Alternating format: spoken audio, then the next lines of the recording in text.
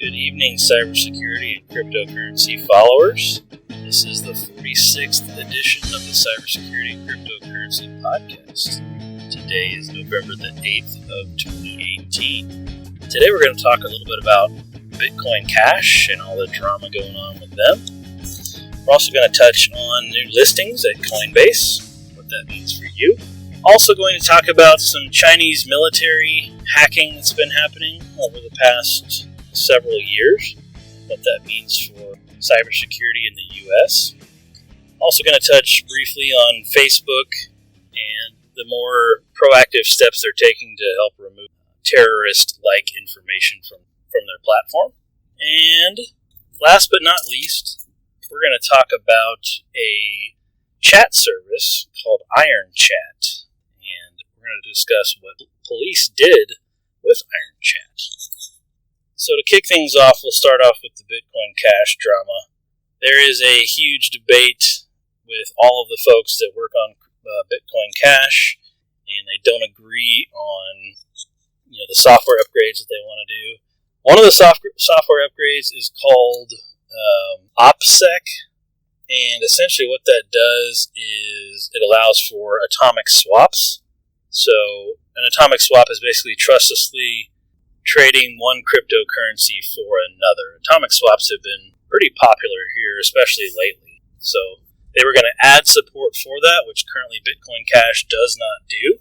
So some of the guys that work on Bitcoin Cash wanted to add this functionality. They also wanted to patch a pretty big vulnerability where miners can mine for empty blocks. And essentially that puts load and stress on the Bitcoin Cash network and can actually create a denial of service type of attack and would prevent a lot of transactions from going through. So they wanted to patch this, and rightfully so, but a lot of the Bitcoin Cash supporters do not want to implement any of these changes. Why, I don't quite understand, but we'll see what happens here in the near future. They're talking about, the speculation is that it's going to split. It's going to split into two different cryptocurrencies. So Bitcoin Cash will become Bitcoin ABC, and it'll also become Bitcoin Satoshi's Vision. So BSV would be their symbol. But nonetheless, this has happened before. It's happened in the past. Bitcoin Cash has had a lot of ups and downs as it relates to what they're going to do with the code and disagreements and whatnot. They've had other arguments and threats like this in the past as well. So this upgrade is coming next week. So we'll see in a week what happens with all this, but as of right now, nobody really wants to move to make these changes. So, that's a pretty big vulnerability if you ask me. If there was a malicious mining pool out there and they got, thousands of miners to team up and mine empty blocks, well, that's going to take down the whole Bitcoin Cash network. And that is where the problem lies. That's a huge, huge problem. So we'll see what happens in the next week or so. They may end up going ahead and patching this vulnerability, but it's still up in the air as of right now. So we'll see what happens. In other news, Coinbase just released an announcement today that you can now buy, sell, and trade BAT tokens. And BAT token is Basic Attention Token. I think I said it wrong the other day. I called it Basic Authentication Token. It's Basic Attention Token. Sorry for that mistake there. But nonetheless, this is now officially supported at Coinbase, not just on their Pro platform. So standard Coinbase users should be able to see this coming out in their app here pretty soon and on the website. I have not seen it pushed to my app yet, but I have seen it listed on the website. And in the app, if you go to view all assets, you can find it in there, and you can actually do some buying and selling from that area. But if they do like they did with 0x, then they'll put it in the main screen on the Coinbase app. But for right now, it's under other assets, and you can search for it and buy, sell, and trade via that. So, as I mentioned on the last podcast, BAT token is is taken off. I am shocked at its market cap. It's only worth like 37 cents, but it's crazy because the market cap for BAT token is like $337 million. I mean, holy smokes, man, that's a ton of money. Wow. Lots and lots of money, lots of support for this new token, and it's built into the Brave browser already.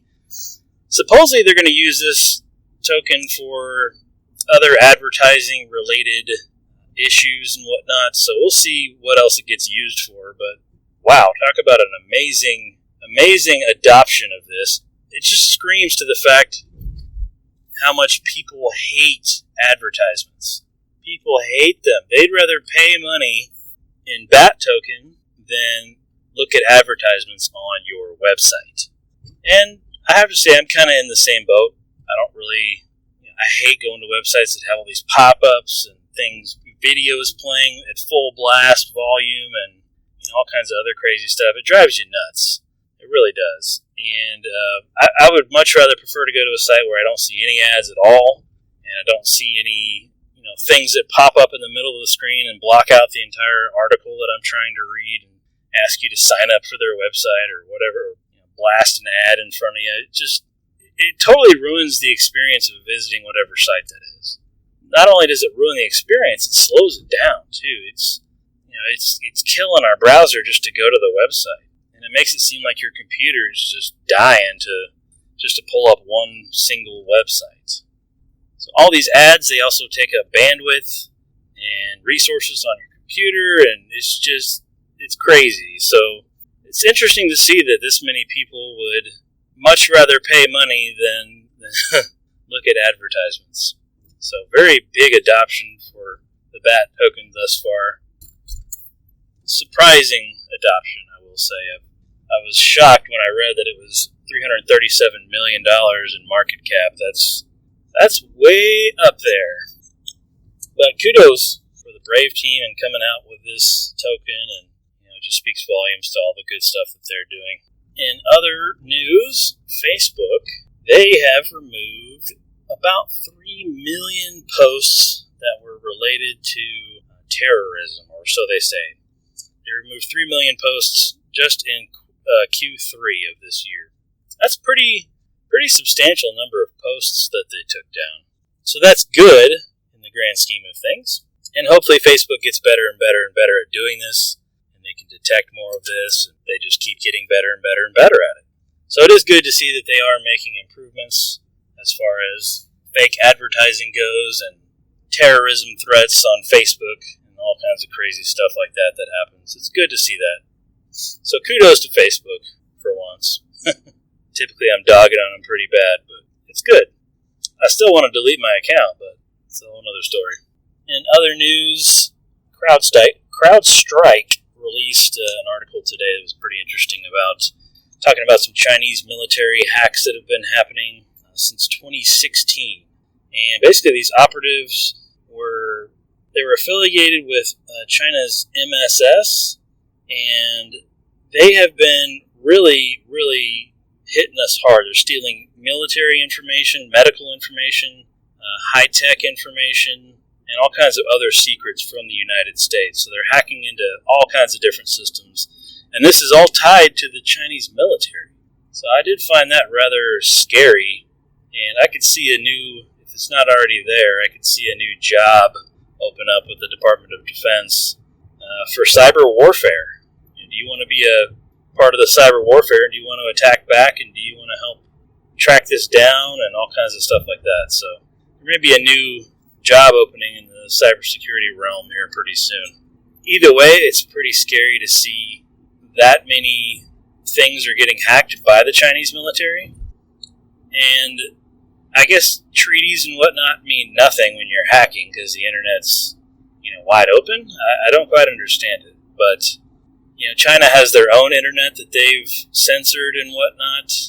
So for them to hack the United States, it just seems really odd to me. But they're trying to steal our secrets and get ahead of us in every way that they possibly can.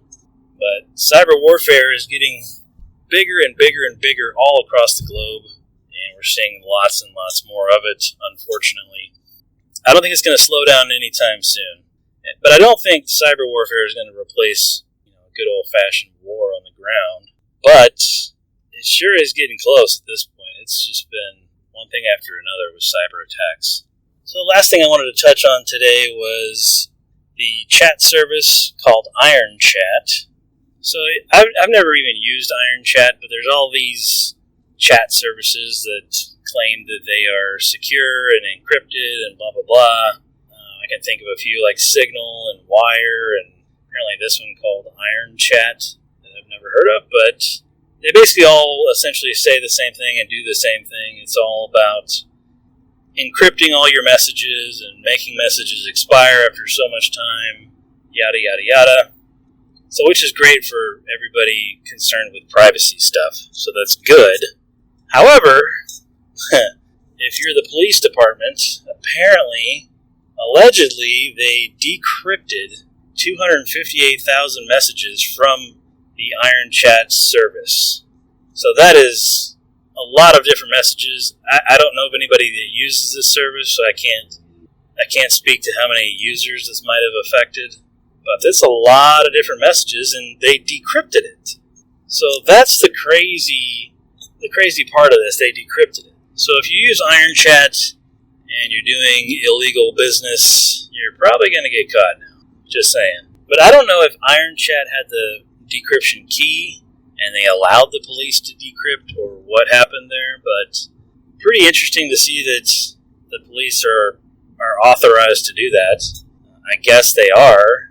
My impression was that these companies could still deny the police access to these things. Now, I'm sure that doesn't help them when they actually need the police moving forward, but nonetheless, that was my impression, is they could still tell them, no, we don't want to give you this information. No, we're not going to decrypt these messages. Apple took a really big stand against this last year sometime, I want to say, and they told them, no, we're not going to decrypt this phone that you need information from. It's a privacy issue. We can't decrypt any phones. So what the United States did, they went over to a cybersecurity firm overseas and they had them decrypted. But it does speak volumes to the reach of law enforcement in general and the lengths that they're willing to go to catch the bad guys. So if you're one of the bad guys and you're using these platforms, probably going to get caught, and you might want to think of another way to do this. If you're leaving any kind of digital breadcrumbs anywhere, nowadays you're pretty much going to get caught, regardless. If there's any breadcrumbs, any trail of anything, you're going to get caught nowadays. So anyway, thought that was interesting to see that those messages were decrypted, and it's crazy to see the lengths that law enforcement will go to decrypt all this stuff just to catch the bad guys, which is good. I'm glad they're catching bad guys, but certainly crazy that they make these companies go and decrypt all this information. Apple doesn't, though, so if you're an Apple fan, that's good for you. Anyway, that's all I had for today.